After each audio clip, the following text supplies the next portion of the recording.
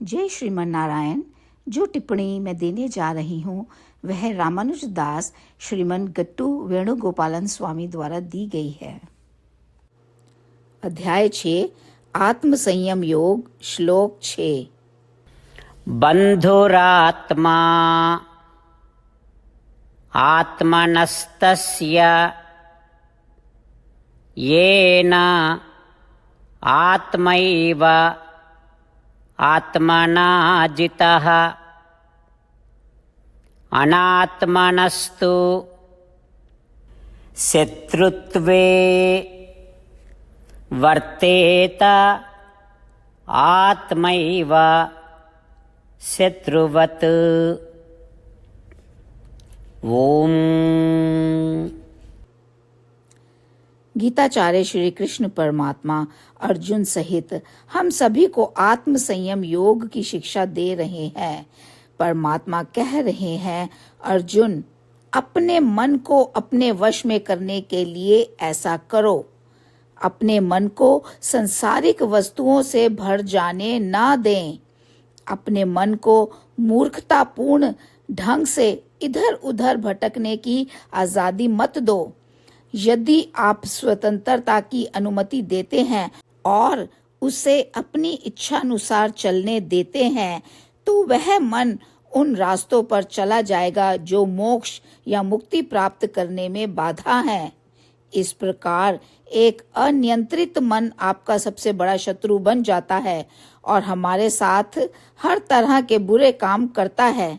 जबकि यदि हमारा मन हमारे नियंत्रण में है तो वह हमारा सबसे अच्छा दोस्त और भरोसेमंद दोस्त बन जाता है और हम सब पर सभी प्रकार के उपकार करता है।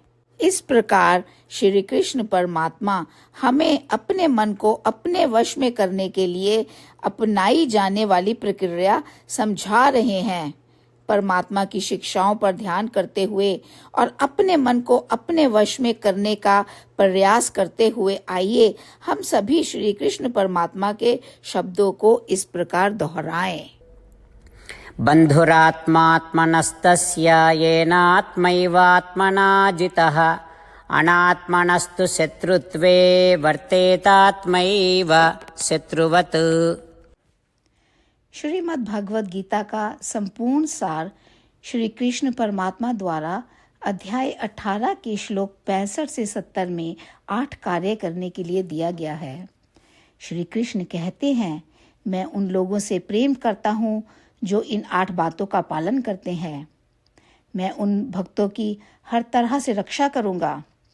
श्री कृष्ण परमात्मा द्वारा बोली गई संपूर्ण भगवद गीता को सुनने के बाद अर्जुन कहते हैं, करिष्ये वचनम तवा, जिसका अर्थ है, श्री कृष्ण, मैं वैसा ही करूँगा जैसा कि आप कहते हैं। यही कारण है कि श्री कृष्ण ने अर्जुन को सभी प्रकार की सफलताएं और विजय प्रदान की है। आइए हम परमात्मा को अपना वचन दें कि हम इन 8 कार्यों का पालन करेंगे। परमात्मा को इस शब्द देने से बड़ी कोई पूजा, तप या यज्ञ नहीं है। मैं यह 8 व्रत कहूंगी जो हमें करने चाहिए। आप सब कृपया अपने मन और हृदय में इन पर विचार करें।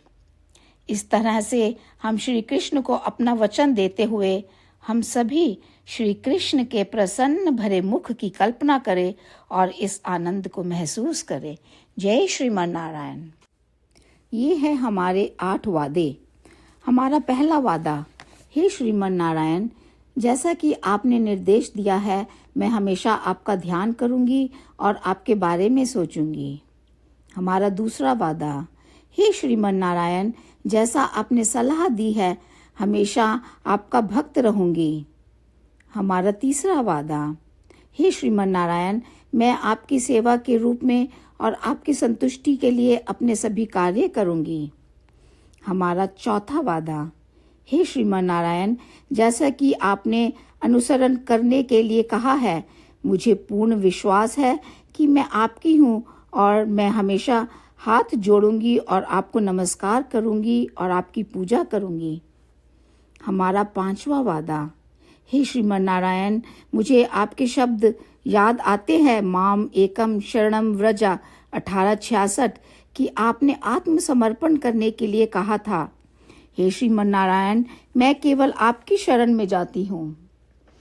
हमारा छठा वादा, हे श्रीमन नारायण, मुझे आपके शब्द माँ शुचः 1866 याद है कि आप हमें शोक ना करने का आश्वासन दे रहे हैं।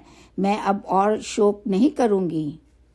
हमारा सातवां वादा, हे श्रीमन नारायण, आपने हमारे लिए श्रीमद् भागवत गीता प्रदान करके हम सभी पर कृपा की है और आशीर्वाद दिया है।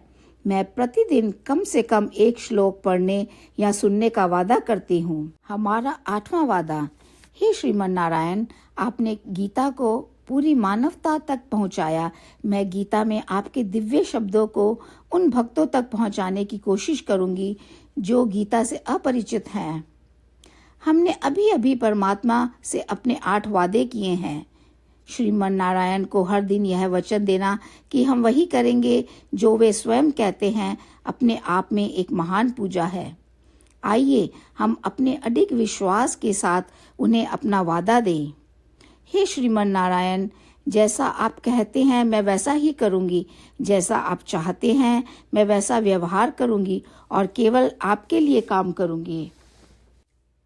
श्रीमन नारायण करिष्ये वचनम तवा, जिसका अर्थ है, श्रीमन नारायण, मैं आपके निर्देशों के अनुसार कार्य करूंगी। सर्वम श्री कृष्णा अर्पणमस्तु। जय श्रीमन नारायण। बन्धुरात्मा आत्मनस्तस्य येन आत्मैव आत्मना जितः अनात्मनस्तु शत्रुत्वे वर्तेत आत्मैव शत्रुवत्। ओम बन्धुरात्मात्मनस्तस्य येनात्मैवात्मना जितः अनात्मनस्तु शत्रुत्वे वर्तेतात्मैव शत्रुवत्। श्रीमन्नारायण करिष्ये वचनं तव। सर्वं श्रीकृष्णार्पणमस्तु। जय श्रीमन्नारायण।